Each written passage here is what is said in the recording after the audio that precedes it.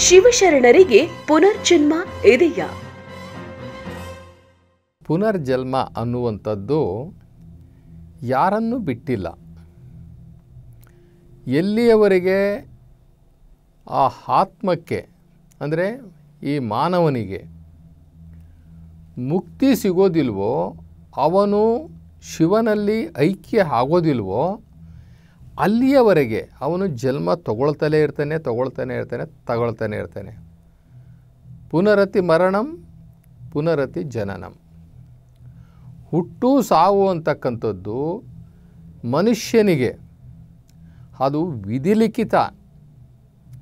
ಎಲ್ಲಿಯವರೆಗೆ ಅಂತಂದರೆ ಅವನು ತಾನು ಬಂದಂತಹ ದಾರಿಯನ್ನು ಕಂಡುಕೊಂಡು ಮತ್ತು ಅದೇ ದಾರಿಯನ್ನು ಹಿಡಿದು ವಾಪಸ್ಸು ಹೋಗುವ ಆ ಮಾರ್ಗವನ್ನು ಕಂಡುಕೊಳ್ಳುವವರೆಗೆ ಈ ಜನ್ಮಗಳು ಅವನು ಮಿಸ್ ಮಾಡ್ಕೊಳಕ್ಕಾಗದೇ ಇಲ್ಲ. ಜನ್ಮ ಎತ್ತನೇ ಇರಬೇಕು. ಉದಾಹರಣೆಗೆ ಈಗ ನೀವು ಭೂಮಿ ಮೇಲೆ ಬಂದು ಎಷ್ಟು ವರ್ಷಗಳಾಗೋಗಿದೆಯೋ ನಮ್ಗೆ ಯಾರಿಗೂ ಗೊತ್ತಿಲ್ಲ. ಯಾಕೆಂದ್ರೆ ನಮಗೆ ನೆನಪಿಲ್ಲ. ದೇವರು ನಮಗೆ ಹಿಂದಿನ ಜನ್ಮದ ನೆನಪನ್ನು ಕೊಡೋದಿಲ್ಲ. ಕೊಟ್ಟಿದ್ರೆ ಏನು ಅನಾಹುತಗಳು ಆಗ್ತಾಯಿತ್ತೋ ಗೊತ್ತಿಲ್ಲ. ಆದರೆ ನಮ್ಮ ಹಿಂದಿನ ಜನ್ಮದ ನೆನಪುಗಳು ಇಲ್ಲದೇ ಇದ್ದರೂ ಸಹ ಆ ಹಿಂದಿನ ಜನ್ಮದ ಪಾಪಕರ್ಮಗಳು ಅವನ್ನು ಮಾತ್ರ ರೆಕಾರ್ಡ್ ಮಾಡಿ ಪ್ರತಿ ಜನ್ಮಕ್ಕೂ ಕ್ಯಾರಿ ಫಾರ್ವರ್ಡ್ ಮಾಡಿಬಿಡ್ತಾನೆ ದೇವರು. ಕ್ಯಾರಿ ಫಾರ್ವರ್ಡ್, ನಿಂದು ಈ ಜನ್ಮದ್ದು ಅದರಿಂದಲೇ ಜನ್ಮದ್ದು ನೀನು ಅನುಭವಿಸು ಅಂತಾನೆ. ಅದನ್ನೇ ನಾವು ಹಿಂದಿನ ಸಂಸ್ಕಾರ ಅಥವಾ ಹಿಂದಿನ ಕರ್ಮಶೇಷ ಅಂತ ನಾವು ಅಂತೀವಿ. ಕರ್ಮ ಅಷ್ಟೇ ಅಲ್ಲ, ನಾವು ಮಾಡಿರ್ತಕ್ಕಂಥ ಪುಣ್ಯಗಳು ಕೂಡ ಅದರೊಳಗೆ ಇರ್ತವೆ. ಆ ಪುಣ್ಯದ ಫಲ ಮತ್ತು ಕರ್ಮದ ಫಲ ಎರಡನ್ನೂ ಕೂಡ ನಾವು ಅನುಭವಿಸ್ಲಿಕ್ಕೆ ಭೂಮಿಯ ಮೇಲೆ ಬರಲೇಬೇಕು. ಎಲ್ಲಿಯವರೆಗೆ ನಮ್ಮ ಪಾಪಗಳು ಸಮಾಪ್ತಿಯಾಗುವವರೆಗೆ, ಪಾಪ ಪುಣ್ಯ ಎರಡನ್ನೂ ಕೂಡ ಒಂದು ಲೆವೆಲ್ಗೆ ಬರೋವರೆಗೆ ನಾವು ಜನ್ಮ ತಗೋತಾನೇ ಇರಬೇಕು. ಇದು ಋಷಿ ಮುನಿಗಳಾಗಲಿ, ಪ್ರವಾದಿಗಳಾಗಲಿ, ಯಾರೇ ಆಗಲಿ, ಶರಣರೇ ಆಗಲಿ, ಎಲ್ಲರೂ ಕೂಡ ಜನ್ಮ ತಗೋತಾನೇ ಇರಬೇಕು.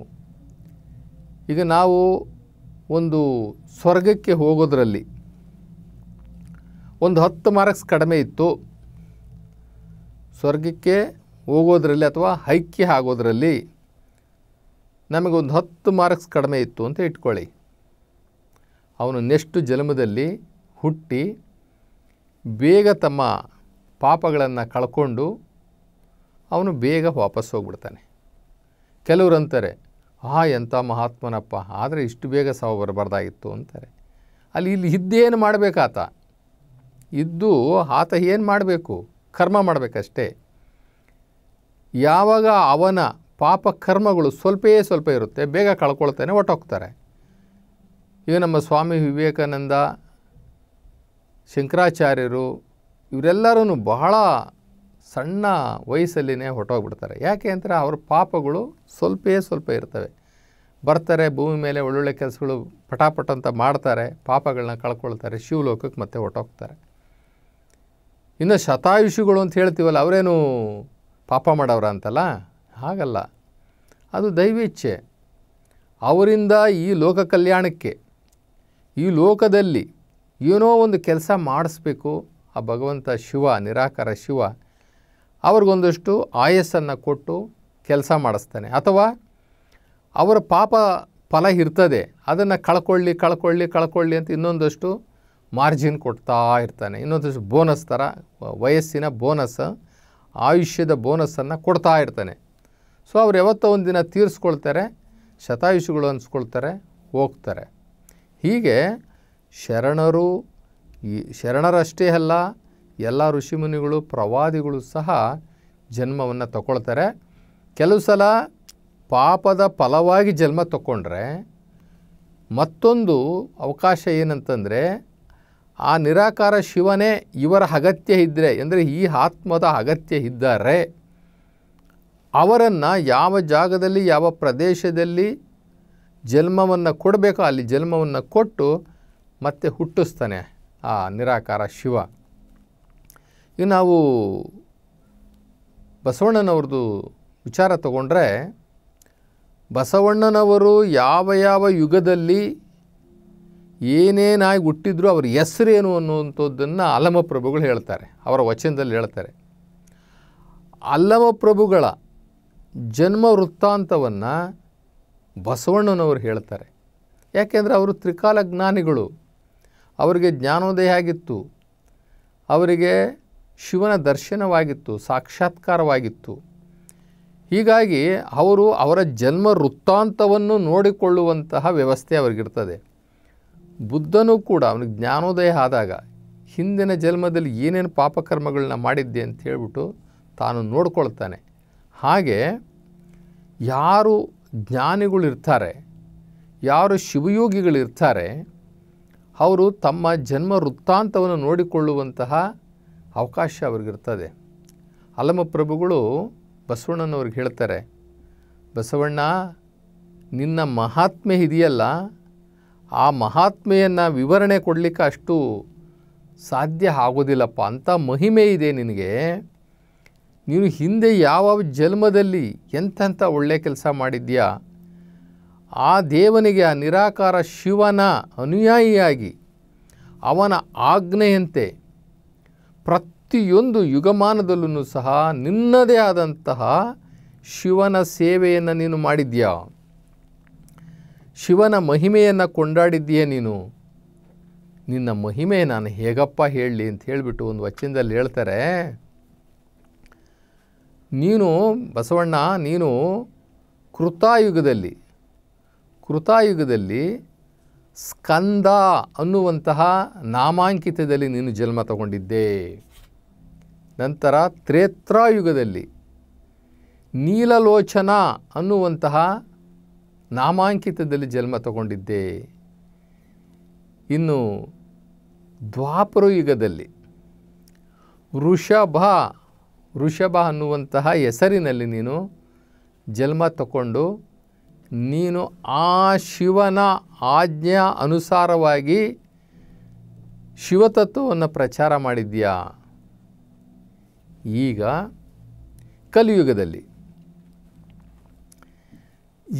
ಕಲಿಯುಗದಲ್ಲಿ ಬಸವ ಎನ್ನುವ ನಾಮಾಂಕಿತದಲ್ಲಿ ಬಂದಿದ್ದೀಯಪ್ಪ. ಬಂದು ನೀನು ಸುಮ್ಮನೆ ಇದ್ದೀಯಾ? ಈ ಶಿವಾಚಾರದ ಘನವನ್ನು ಪ್ರಕಾಶಮಾನವಾಗಿ ಮಾಡಿ ಶಿವಭಕ್ತಿಯ ಧ್ವಜವ ಎತ್ತಿದ್ದೀಯಾ ನೀನು. ಮರ್ತ್ಯಲೋಕದ ಒಳಗೆ ಇರುವ ಅರಿವಿನ ಭೇದವ ಭೇದಿಸಿ, ಆ ಬಸವ ನಿನ್ನ ನೋಡ್ತಾ ಇದ್ದೀನಿ, ನಿಜವಾಗ್ಲೂ ಹೇಳ್ತೀನಿ ಬಸವಣ್ಣ, ಆ ಗುಹೇಶ್ವರ ಸಾಕ್ಷಿಯಾಗಿ ನಿಮ್ಮ ಮಹಾತ್ಮೆಗೆ ನಮೋ ನಮೋ ನಮೋ ಅಂತ ಹೇಳ್ತಾರೆ. ಸಂಗನ ಬಸವ ನಿನ್ನ ಮಹಾತ್ಮೆ ಇದೆಯಲ್ಲ, ಅದಕ್ಕೆ ನನ್ನ ನಮೋ ಅಪ್ಪ ಅಂತ ಕೈ ಮುಗಿದು ಬಿಡ್ತಾರೆ. ಯಾಕೆಂದರೆ ಬಸವಣ್ಣನವರ ಹಿಂದಿನ ಈ ಯುಗಗಳು 4 ಯುಗಗಳದೆಲ್ಲವೂ ಕೂಡ ಅಲ್ಲಮಪ್ರಭುಗಳು ನೋಡಿದಾಗ ಇವರು ಹಿಂದೆ ಮಾಡಿರ್ತಕ್ಕಂಥ ಸೇವೆ, ಮಾನವ ಸೇವೆ ಇರ್ಬೋದು, ಆಧ್ಯಾತ್ಮಿಕ ಸೇವೆ, ಶಿವನ ಸೇವೆ, ಸಮಾಜ ಸೇವೆ, ಇದನ್ನೆಲ್ಲ ಕೊಂಡಾಡ್ತಾರೆ. ಕೊಂಡಾಡಿ ನಿಮ್ಮ ಮಹಾತ್ಮೆಗೆ ನಮೋ ಎನ್ನುತ್ತಿದ್ದೆನು ಸಂಗನ ಬಸವ ಅಂತಾರೆ. ಇಲ್ಲಿ ಎಲ್ಲರೂ ಕೂಡ ಇಲ್ಲ ತಾನು ಮಾಡಿರುವಂತಹ ಕರ್ಮಶೇಷಗಳು ಉಳ್ಕೊಂಡಿದ್ರೆ ಪುನರ್ಜನ್ಮ ತಗೊಳ್ತಾರೆ. ಇಲ್ಲ ಅಂತಂದರೆ ಆ ನಿರಾಕಾರ ಶಿವ ಕೆಲವು ಪವಿತ್ರಾತ್ಮಗಳನ್ನು ಅವನ ಸೇವಕರಾಗಿ ಇಲ್ಲಿ ಕೆಲಸ ಮಾಡಲು ಆ ದೇವದೂತರಾಗಿ ಇಲ್ಲಿ ಜನ್ಮ ತಾಳಿಸ್ತಾನೆ. ಈಗ ನಾವು ಸಾಮಾನ್ಯವಾಗಿ ವಿಷ್ಣು 10 ಅವತಾರಗಳನ್ನು ಎತ್ತಿದ್ದಾನೆ ಅಂತ ಹೇಳಿಬಿಟ್ಟು ನಾವು ನಮ್ಮ ಪುರಾಣಗಳು ಹೇಳ್ತವೆ. 10 ಅವತಾರದಲ್ಲೂ ಕೂಡ ವಿಷ್ಣು ಒಳ್ಳೆಯವರಿಗೆ ರಕ್ಷಣೆಯನ್ನು ಮಾಡಿ ದುಷ್ಟರನ್ನು ಸಂಹಾರ ಮಾಡಿದ್ದಾನೆ ಅನ್ನುವಂಥದ್ದು ನಮಗೊಂದು ನಂಬಿಕೆ.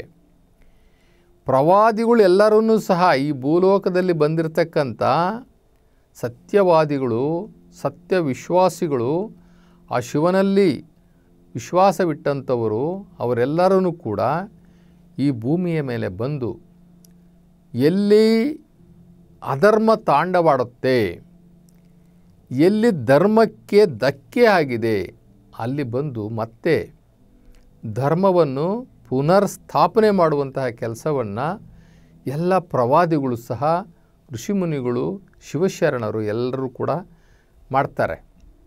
ಬಸವಣ್ಣವರು ಹೇಳ್ತಾರೆ, ನನಗೆ ಎಷ್ಟೇ ಜನ್ಮವನ್ನು ಕೊಡು, ಶಿವನನ್ನು ಕೇಳ್ತಾರೆ ಬಸವಣ್ಣನವರು, ನನಗೆ ಎಷ್ಟೇ ಜನ್ಮಗಳನ್ನು ಕೊಡು, ನನಗೇನು ಬೇಜಾರಿಲ್ಲ. ಆದರೆ ಒಂದು ಕಂಡೀಷನ್. ಏನಪ್ಪ ಅದು ಕಂಡೀಷನ್ ಅಂತಂದರೆ, ನೀನು ಏನೇನಾಗೋ ಹುಟ್ಟಿಸ್ಬಿಡೋದಲ್ಲ, ನನ್ನನ್ನು ಶಿವಭಕ್ತನಾಗೇ ಹುಟ್ಟಿಸ್ಬೇಕು ನೀನು ಅಂತ ಹೇಳ್ತಾರೆ. ಆ ಶಿವನಿಗೆ ಷರತ್ತಾಗ್ತಾರೆ, ನನಗೇನು ಪುನರ್ಜನ್ಮ ಕೊಡಲೇಬೇಡ ಅಂತ ನಾನು ಕೇಳೋದಿಲ್ಲ, ಕೊಟ್ಟರೆ ಕೊಡು, ನಾನು ಜನ್ಮ ತಗೊಳ್ತೇನೆ. ಆದರೆ ಒಂದು ಕಂಡೀಷನ್, ನನ್ನನ್ನು ಶಿವಭಕ್ತನಾಗೇ ಹುಟ್ಟಿಸ್ಬೇಕು, ಇದು ನನ್ನ ಕಂಡೀಷನ್ ಅಂತ ಹೇಳ್ಬಿಟ್ಟು ಆ ಶಿವನಿಗೆ ಕಂಡೀಷನ್ ಹಾಕ್ತಾರೆ ಬಸವಣ್ಣನವರು. ಅಯ್ಯ, 7 ಜನ್ಮದಲ್ಲಿ ಶಿವಭಕ್ತನಾಗಿ ಬಾರದಿರ್ದೊಡೆ ನಿಮ್ಮ ಪ್ರಮತರಾಣೆ, ನಿಮ್ಮ ಪ್ರಸಾದಕ್ಕಲ್ಲದೆ ಬಾಯಿ ತೆರೆಯನಯ್ಯ ಅಂತ ಹೇಳ್ತಾರೆ. ಅಂದರೆ ಯಾವುದೇ ಜನ್ಮ ಕೊಟ್ಟರೂ ಕೂಡ ಅಲ್ಲಿ ಹೋಗಿ ನಾನು ಶಿವನ ಮಹಿಮೆಯನ್ನು ಮಾಡ್ತೀನಿ, ಜನಸೇವೆಯನ್ನು ಮಾಡ್ತೀನಿ, ಸಮಾಜ ಸೇವೆಯನ್ನು ಮಾಡ್ತೀನಿ, ಲೋಕ ಕಲ್ಯಾಣವನ್ನು ಮಾಡ್ತೀನಿ, ಧರ್ಮ ರಕ್ಷಣೆ ಮಾಡ್ತೀನಿ. ಆದ್ದರಿಂದ ನೀನು ಎಷ್ಟೇ ಜನ್ಮಗಳು ಕೊಡು, 7 ಜನ್ಮ ಕೊಟ್ಟರು ಕೂಡ ನಾನು ಹೋಗ್ತೀನಿ, ಆದರೆ ಶಿವಭಕ್ತನಾಗಿ ನೀನು ಹುಟ್ಟಿಸ್ಬೇಕು ಅಂತ ಹೇಳಿ ಸುಮ್ಮನೆ ಬಿಡಲ್ಲ. ನಿಮ್ಮ ಪ್ರಮತರಾಣೆ ಅಂತ ಹೇಳ್ಬಿಟ್ಟು ಹಾಣೆ ಇಕ್ಕೊಳ್ತಾರೆ. ನಿಮ್ಮ ಪ್ರಸಾದಕ್ಕಲ್ಲದೆ ಬಾಯಿ ತೆರೆಯನು ಅಂತಂದರೆ, ನಿನ್ನ ಮಹಿಮೆ ಮಾಡೋದನ್ನು ಬಿಟ್ಟು, ನಿನ್ನನ್ನು ಕೊಂಡಾಡುವುದನ್ನು ಬಿಟ್ಟು ಅನ್ಯವನ್ನು ನಾನು ಮಾಡೋದಿಲ್ಲ. ಇಲ್ಲಿ ಗುರುಲಿಂಗ ಜಂಗಮ ಸಾಕ್ಷಿಯಾಗಿ ನಾನು ಕೆಲಸ ಮಾಡ್ತೀನಿ, ಸೇವೆ ಮಾಡ್ತೀನಿ ಅಂಥೇಳಿ ಅವರು ಇಲ್ಲಿ ಈ ಅವತಾರಗಳಿಗೆ, ಪುನರ್ಜನ್ಮಕ್ಕೆ ಒತ್ತು ಕೊಟ್ಟು ಬಸವಣ್ಣನವರು ಹೇಳ್ತಾರೆ. ಅದು ಯಾರೇ ಆಗಿರಬಹುದು, ಆದರೆ ಐಕ್ಯದವರೆಗೆ ಪುನರ್ಜನ್ಮ ಪಡ್ಕೊಳ್ಬೇಕು. ಇಲ್ಲಿ ಐಕ್ಯ ಅಂತಂದರೆ ಶಿವೈಕ್ಯ, ಶಿವನಲ್ಲಿ ಐಕ್ಯವಾದವನಿಗೆ ಪುನರ್ಜನ್ಮ ಇಲ್ಲ. ಅವನು ಬರೀ ಮೋಕ್ಷ ಪಡ್ಕೊಂಡಿದ್ದಾನೆ ಅಂತಂತಂದರೆ ಅವರಿಗೆ ಪುನರ್ಜನ್ಮ ಇರುತ್ತೆ. ಮೋಕ್ಷ ಅನ್ನೋವಂಥದ್ದು ಒಂದು ಫುಲ್ ಸ್ಟಾಪ್ ಅಷ್ಟೇ. ಫುಲ್ ಸ್ಟಾಪ್ ಇಟ್ಬಿಟ್ಟು ಮತ್ತೆ ಕತೆ ಬರ್ಕೊಂಡು ಹೋಗ್ತೀವಲ್ಲ ಹಾಗೆ. ಆದರೆ ಐಕ್ಯ ಅಂತಕ್ಕಂಥದ್ದು ಆ ಶಿವನಲ್ಲಿಯೇ ಅರ್ಪಣೆ ಆಗುವಂಥದ್ದು, ಶಿವಲೋಕಕ್ಕೆ ನಾವು ಹೋಗಿ ಮತ್ತೆ ಎಂಟ್ರಿ ಆಗುವಂಥದ್ದು. ಅಲ್ಲಿ ಹೋದ ಮೇಲೆ ನಾವು ನಮ್ಮಿಚ್ಛೆಯ ಥರ ಬರಲಿಕ್ಕಾಗೋದಿಲ್ಲ, ಅದು ಶಿವನಿಚ್ಛೆಯಿಂದ ಮಾತ್ರ ಪುನರ್ಜನ್ಮ ಬರ್ತದೆ.